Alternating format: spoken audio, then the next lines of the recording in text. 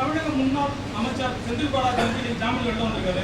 அவர் வெளிவந்ததை வச்சு பலரும் பல கருத்து சொல்றாங்க. நீங்க என்ன சொல்றீங்க?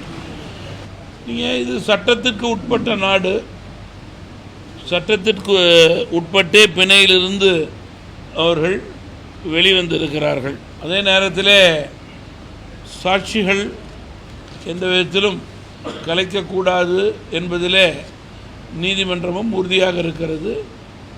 அதை கண்காணிக்கக்கூடிய நிலையிலேயே இருக்கும். தமிழக அரசின் ஒத்துழைப்போடு வந்து சாட்சிகளை கலைக்க வாய்ப்பு இருக்குன்னு சொல்றது வானதி சிம்மன் அவர் சொல்லியிருக்காங்க. அந்த கருத்தை பாருங்க. நீதிமன்றம் இறுதி முடிவு எடுக்கிறது.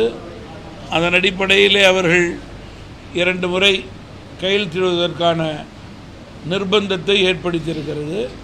நிச்சயமாக நீதிமன்ற கண்காணிப்பிலே தான் இருப்பார். மீண்டும் அமைச்சர் ஆகின்றாரா இல்லையா என்பது ஆட்சியாளருடைய கருத்து.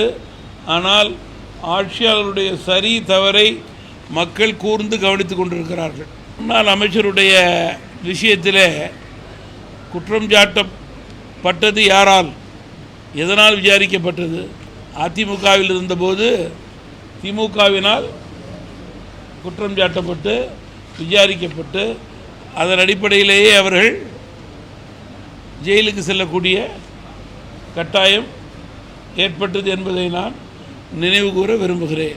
திமுக அரசிலே இனிமேல் என்ன மாற்றம் செய்தாலும் மக்களிடம் மனமாற்றம் இருக்காது என்பது என்னுடைய கருத்து. ஆட்சியாளருடைய செயல்பாடுகளே மக்களுக்கு அதிருப்தி, கொடுத்த வாக்குறுதிகளை நிறைவேற்றாத அரசாக இந்த அரசு செயல்படுகிறது. எனவே ஆட்சி மாற்றத்திற்கு மக்கள் தயார் நிலையிலே இருக்கிறார்கள். விஜயோட தமிழக வெற்றி கழகம் வந்து இப்போ மாநாடு நடத்த போறாங்க. அது குறித்து பலரும் கருத்து தெரிவிக்கிறாங்க. அவங்களோட வருங்காலம் எப்படி சார் நினைக்கிறீங்க?